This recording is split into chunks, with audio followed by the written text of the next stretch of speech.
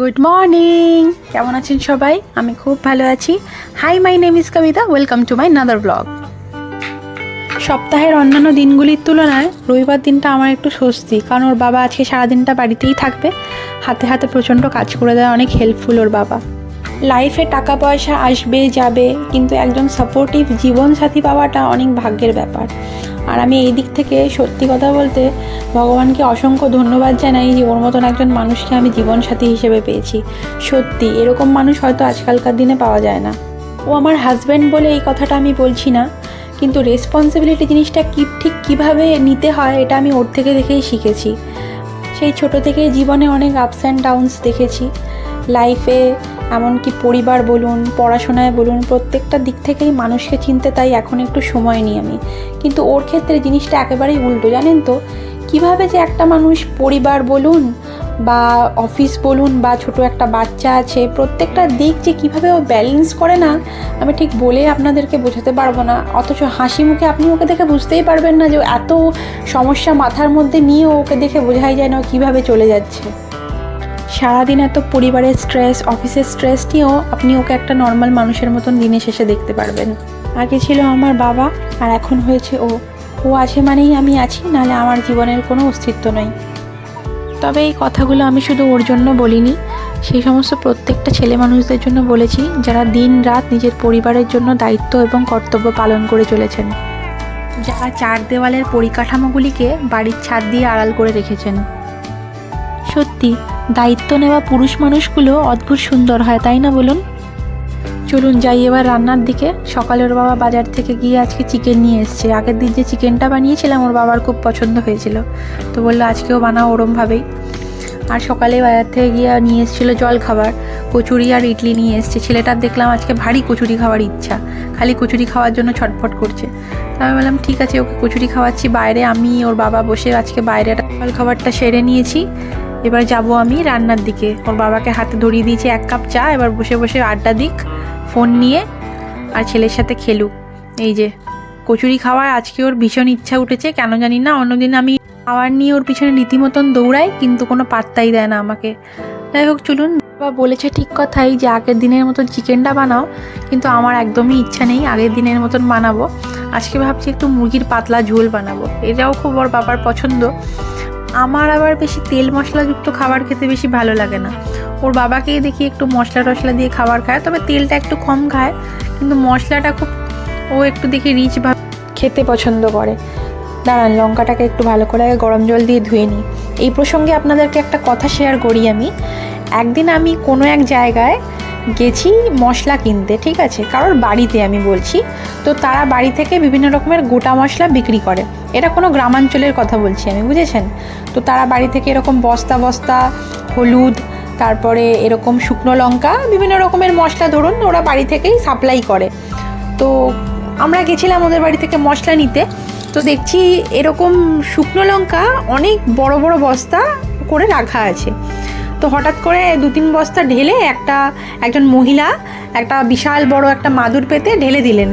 তার ভেতর থেকে দেখছি দুনিয়ার রাজ্যের আরশোলা আর ইঁদুর, ঠিক আছে। আমি সেই যে দেখে নিয়েছি না, আর ভর্তি নোংরা। তারপর সেই যে জিনিসটা দেখে নিয়েছে না, চোখের সামনে সবসময় সেটাই ঘোরে। তো সবসময় আমি তাদেরকে বলি, যারা শুকনো লঙ্কা ব্যবহার করেন রান্নাতে, সবসময় আগে গরম জল দিয়ে ভালো করে ধুয়ে নেবেন। ডাইরেক্ট আমি দেখেছি অনেকেই শুকনো লঙ্কাটা দেখেছি তেলের মধ্যে দিয়ে দেন, কিন্তু একদম করবেন না, প্রচণ্ড নোংরা থাকে শুকনো লঙ্কার মধ্যে। লঙ্কাটি ভালো করে ধুয়ে গরম জলের মধ্যে ভিজতে দিয়ে দিয়েছি। পেস্ট করে নেব লঙ্কাটিকে। 2টো আলু কেটে নিচ্ছি, আলুগুলো ছাড়িয়ে নিয়ে আগে দাঁড়ান, দিয়ে ডুমো ডুমো করে কেটে নেব। নিয়েছি একটি টমেটো, 2টি পেঁয়াজ, 2টি কাঁচা লঙ্কা আর একটু ধনেপাতা। সেটিকে আর দেবো না, কারণ ওর বাবা পছন্দ করে না, তাই আমি ভাবছি আজকে স্কিপ করব ধনেপাতাটা। আর নেব একটু আদা রসুন আর নিত্য প্রতিদিনকার ওই গুঁড়ো মশলা, একটু হলুদ, একটু স্বাদ মতন নুন, ব্যাস এই দিয়ে আজকে রান্না করব। ভালো একটা চপার বোর্ড কিনবো ভাবছি অনেক দিন ধরে, কিন্তু পাচ্ছি না কোথাও খুঁজে। অনেক রকমের ডিল দেখছি অনলাইনে, এটা অনলাইন থেকেই কিনেছিলাম জানেন তো, কিন্তু একদম ঠকিয়ে দিয়েছে। এত পাতলা চপার বোর্ডটা, আর জল লাগলেই নষ্ট হয়ে যাওয়ার মতন অবস্থা। তো আমি কাটাকাটি করার পর একটু হালকা করে জল দিয়ে মুছে দিই কাপড় দিয়ে, কিন্তু তাতেও হবে না, কিন্তু বেশি দিন এটা চলবে না, টিকসই নয় জানেন তো, অথচ দামটা না ঠিক একই নিয়েছে। শেষবারে যখন মোড় সুপার মার্কেটে গিয়েছিলাম তখন সেখানে একটি চপার বোর্ড পছন্দ হয়েছিল দেখে, তবে বোর্ডটির চার ধারটি ছিল খুবই ধারালো। ছেলেটা যেহেতু দুরন্ত তাই ওটি নিতে পারলাম না, আর এমন একটি নিতে হবে যাতে ছেলেটার কোথাও খোঁচা লেগে কাটাকাটি না হয়ে যায়। তাই জন্য ভাবছি একটু চারপাশে প্রোটেক্টর লাগানো যুক্ত এরকম চপার বোর্ড নেব। এখন আমি মোটামুটি এই ছুরি দিয়েও সবজি কাটাকাটি করতে পারি টুকটাক, আগে তো সেটাও পারতাম না। ছোটোবেলা থেকে যেহেতু মা ঠাকুমাকে সবাইকে দেখেছি বটি ব্যবহার করতে, তো সেই অভ্যেসটাই রয়ে গিয়েছে। বিয়ের পরে এখানে এসে ছুরি ব্যবহার করতে দেখেছিলাম আমার ননদদের, তো ওদের দেখে দেখে টুকটাক এখন নিজেও চেষ্টা করে করে এখন একটু মোটামুটি কাটতে পারি। তবে নন বেঙ্গলিদের দেখেছি এই ছুরি দিয়ে সবজি কাটার ব্যাপারে খুব পটু হয়। আমার এই ছুরির সেটটিও আমি ফ্লিপকার্ট থেকে অর্ডার করেছিলাম আজ থেকে প্রায় 6 মাস আগে, তো খুব একটা ব্যবহার করা হয় না। আমার কিচেনের বিভিন্ন রকমের জিনিসপত্র, আসবাবপত্র, বিভিন্ন রকমের কালিনারি সেটস, এগুলো কিনতে খুব ভালো লাগে। আমি মাঝে মাঝে অনলাইনে ডিলসও দেখতে থাকি, কিন্তু রেলওয়ে কোয়ার্টারে থাকি তো কখন বলতে কখন ছেড়ে চলে যেতে হবে, তাই আর ইচ্ছে হয় না এখানে সাজানোর। তবুও মোটামুটি যতটুকু পেরেছি সাধ্যের মধ্যে ততটুকু সাজানোর চেষ্টা করেছি। হ্যাঁ, তবে নিজের ঘরটি যখন হবে সেটিকে খুব সুন্দরভাবে ইচ্ছা আছে রান্নাঘরটিকে সাজাবো। চলুন, কথা বলতে বলতে সব মশলাপাতি প্রায় কাটা হয়ে গিয়েছে, শুধুমাত্র পেঁয়াজটি কাটা বাকি আছে। তবে পেঁয়াজ কাটতে গিয়ে বারবার আমার হাত কেটে যায় ছুরি দিয়ে, বিশেষ করে, তাই আমি খুব আস্তে আস্তে ছুরি দিয়ে পেঁয়াজ কাটি। দাঁড়ান, মিক্সির বাটিটা নিয়ে আসি। পেঁয়াজ, কাঁচা লঙ্কা আর শুকনো লঙ্কাটা ভালোভাবে পিষিয়ে নেব, একটু জিরেও দিয়ে দেবো। এই যে একটু বাটিতে করে গরম জল নিয়ে এসেছি, গরম জলটা দিয়ে পিষিয়ে নেব। তবে পুরো মিহি করে বাটবো না, যেন হালকা হালকা হাতে লাগার মতন, সেই দানা দানার মতন থাকে, সেরকমভাবে পিষিয়ে নিচ্ছি। এই দেখুন, ঠিক এইরকমভাবে পিষিয়ে নেব। মশলাটা তো রেডি করে নিলাম, এবার আলুটা আর মাংসটা একটু ধুয়ে নিই। চলুন, মাংসটাকে প্রথমে একটু গরম জল দিয়ে ভিজিয়ে রেখেছিলাম, এই যে গরম জল দিয়ে তাহলে নোংরাগুলো ছেড়ে যাবে। আরেকবার গরম জল দিয়ে ভালো করে ধুয়ে নিচ্ছি। সামান্য হলুদ, নুন আর একটু টক দই দিয়ে ভালো করে ফেটিয়ে নিয়ে মশলাটা মাখিয়ে নেবো ভালো করে। চিকেনটাতে ম্যারিনেট করে রেখে দেবো আধ ঘন্টা মতন। যতক্ষণ ম্যারিনেট হচ্ছে ততক্ষণ গিয়ে আমার একটা পার্সেল এসেছে, ছেলের জন্য অর্ডার করেছিলাম কিছু ডায়পার আর কিছু টিস্যুস। আমি কম্বো প্যাকে অর্ডার করি যেহেতু অনেক দিন চলে যায়, তো ওইটাকে গিয়ে এখন আনবক্সিং করব। তারপরে ছেলেটাকে একটু স্নান করাবো, একটু খাওয়াবো, তারপরে এসে মাংসটাকে বসাবো। রান্না তো মোটামুটি হয়েই গিয়েছে, ভাতটা হয়ে গিয়েছে, ছেলের খিচুড়িটাও বানিয়ে ফেলেছি, শুধু মাংসটাই বানানোর বাকি আছে। আর আগের দিনে একটু ফ্রুট চাটনি বানিয়ে রেখেছিলাম ফ্রিজে, ওটা বের করে নেবো, ব্যাস হয়ে যাবে। এই যে হয়ে গিয়েছে। চলুন, যতক্ষণ ম্যারিনেট হচ্ছে আমরা একটু ততক্ষণ কাজগুলোকে সেরে আসি।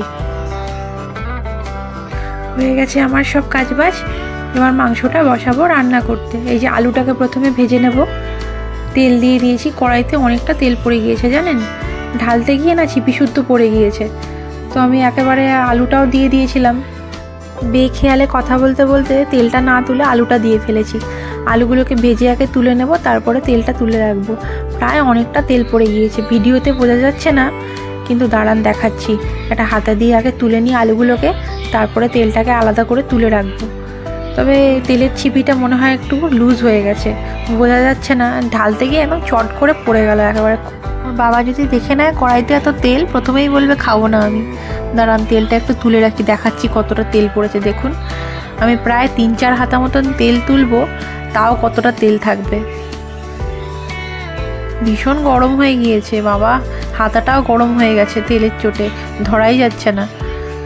এই দেখুন কতটা তেল তুলেছি, তাও কড়াইতে এতটা তেল আছে, এটা দিয়ে অনেকটা মাংস রান্না হবে। তা আমি আর তুললাম না, ওর বাবা যেহেতু আজকে একটু স্পাইসি খাবে বলেছে, তেলটা থাক, ওইটুকু দিয়ে করে নেওয়া যাবে। মাংস তো একটু আবার তেল না দিলে ভালো লাগে না। পেঁয়াজটা চপ করার সময় অর্ধেকটা পেঁয়াজ রেখে দিয়েছিলাম, আর অর্ধেকটা পেঁয়াজ বেটে নিয়েছিলাম মিক্সারে। এই যে এটা দিয়ে একটু তেলের মধ্যে কষিয়ে নেব, আর আদা রসুন বাটাটা দিয়ে দিচ্ছি। এটা দিয়ে ভালো করে একটু নাড়িয়ে নেব, দিয়ে একটু নুন হলুদ দিয়ে ভালো করে কষাবো মশলাটা দিয়ে। শেষে সেই পেঁয়াজ আর কাঁচা লঙ্কা শুকনো লঙ্কার যে মিশ্রণটা আছে ওটা দিয়ে দেবো। যেটা বলছিলাম, ছেলের জন্য যে কম্বোগুলো প্যাকটা অর্ডার করেছিলাম, সেটা প্রত্যেকবারে ওপেন পার্সেলটাই অর্ডার করা হয়, কিন্তু এবারে ভুল করে না সেটাকে আর ওপেন পার্সেল করতে ভুলে গিয়েছি। তো এগুলো তো অনেক ডিফেক্ট বেরিয়ে যায়, অনেক সময় কম থাকে প্রোডাক্ট, টিস্যুগুলোও কম আসে। তো আমি একসাথে 10টা টিস্যুর প্যাকেট অর্ডার করি, তো প্রায় আমার 6 মাস মতন চলে যায়। বাচ্চাদের তো টিস্যু লাগেই, আর টিস্যুটা আমারও অনেক কাজে লেগে যায়, মুখ টুক পুছতে, ফেসিয়াল করতে, এগুলো অনেক কাজে লাগে টিস্যুটা। তো আমি ওই জন্য একসাথে কম্বো প্যাকেটেই অর্ডার করি। সেবারে একবার অর্ডার করেছিলাম, ডিফেক্ট বেরিয়েছিল, একটা কম এসেছিল টিস্যু। আমি সেই জন্য এবারে অনেক বড় ভুল হয়ে গেল আমার। আবার যে সাইটটা থেকে অর্ডার করেছি সেটা রিফান্ডের জন্য আবার 15 দিন সময় লাগে। তারপরে আবার আপনার 15 দিন পরে রিফান্ড দেবে কি না তারও কোনো গ্যারেন্টি নেই। তাই জন্য ম্যাক্সিমাম টাইম ওপেন পার্সেলটা করাই ভালো। তো যাই হোক, চলুন, মশলাটা তো হয়ে গেছে মোটামুটি, রান্নাটাও আমার প্রায় হয়ে এসেছে। প্রত্যেক রবিবার ভাবি যে একটু বিশ্রাম নেব, এই রবিবারটা একটু বিশ্রাম নেব, কিন্তু যতবার ভেবেছি না ততবার প্রত্যেক রবিবার যেন আরও বেশি করে কাজ চলে আসে আমার। আজকে আবার 2-3টে রুম পরিষ্কার করতে হবে। প্রত্যেক দিন তো করতে পারি না আমি, সেই জন্য এক একটা দিন আমি এক একটা রুম করে পরিষ্কার করে নিই। এভাবেই আমাকে ম্যানেজ করতে হয়, বাচ্চাটা যেহেতু আছে। ওকে নিয়ে একা হাতে একসাথে এতগুলো জিনিস করাটা সম্ভব হয়ে ওঠে না, তবুও চেষ্টা করি। এই যে মশলাটা কষা হয়ে গেছে, এবার ওপর থেকে ম্যারিনেট করা মাংসটা দিয়ে দেবো। চিকেন রান্না হতে যদিও বেশিক্ষণ সময় লাগে না, এটা একটা সুবিধার।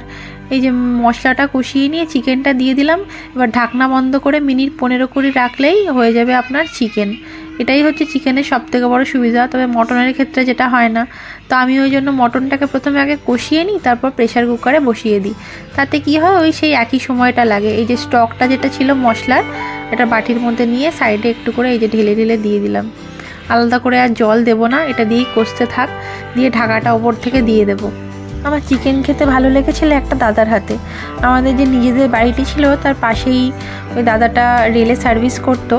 তো পাশেই আমাদের যে কাকিমাটা থাকতো, ওনাদের বাড়ির তলায় ভাড়া থাকতো দাদাটা। তো যখনই মাংস রান্না হতো, মায়ের সাথে কথা বলতো যেহেতু, কাকিমা কাকিমা করে ডেকে মাকে এক বাটি মাংস ধরিয়ে দিত। আর সেই গন্ধ, জানি না কি মশলা দিত, জিজ্ঞেস করলে বলতো ওই তোমরা যা মশলা দাও সেই মশলা দিয়ে রান্না করি। কিন্তু জানি না কেন মনে হতো আলাদা কোনো মশলা ব্যবহার করতো। জানেন, এত সুন্দর গন্ধ উঠতো না মাংসটা দিয়ে, মানে সে আমিই মনে হয় প্রায় অর্ধেক খেয়ে ফেলতাম। ছেলেটাকে স্নান করে খাইয়ে ঘুম পাড়িয়ে দিয়েছি। ওর বাবা এদিকে বসে বসে বাইরে বাগানের কাজ করছে। বাগানের বিভিন্ন রকমের গাছে সার দেওয়া, জল দেওয়া, এগুলো করছে। আবার গাড়িটাও ধুবে আজকে ওর বাবা। সকালে অর্ধেক ধুয়েছে, আবার এখন গিয়ে অর্ধেক ধোবে। তো আমাদের এখানে যেহেতু টাইম কলের সময়, তো টাইমে টাইমে জল আসে, সেই জন্য ওর বাবা সকালে অর্ধেকটা ধুতে পেরেছিল, জল চলে গিয়েছিল। আবার বিকেলে অর্ধেকটা ধোবে। সকালে ওই 8টার দিকে জল আসে, আর বিকেলে ওই জল আসতে আসতে মোটামুটি 2:30টা। বিকেলে একটু বেশিক্ষণ জলটা দেয়, তাতে সুবিধা হয়।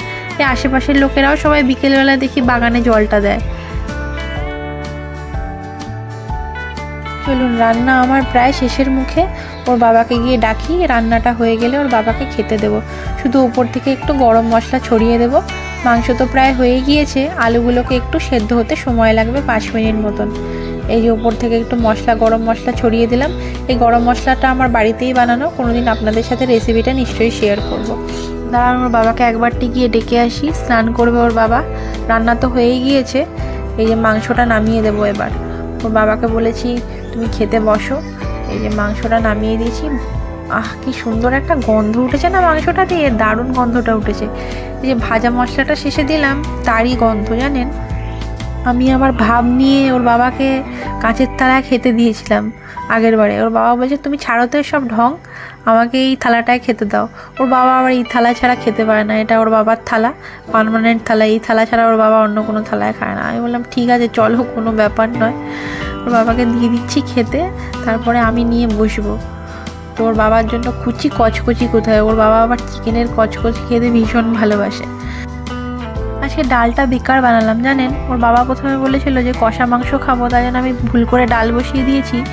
সব রকম সবজি দিয়ে মিক্সড ডাল বসিয়েছিলাম, বিনস, বরবটি, গাজর, বেশ ভালো হয়েছিল। গাঢ় করে ডালটা বানিয়েছিলাম, কিন্তু এদিকে মাংসটাও ঝোলঝোল মতন হয়ে গিয়েছে, শুধু শুধু নষ্ট হবে। ওর বাবা তো ছুঁয়েই দেখবে না ডালটা, তাও দিলাম, যদি খায় তো খাবে। ওর বাবাকে দেওয়া হয়ে গেছে, আমার জন্য এবার নিয়ে নেব। এই যে আমার জন্য বেড়ে নিয়েছি, চলুন গিয়ে আমরা খেয়ে নিই।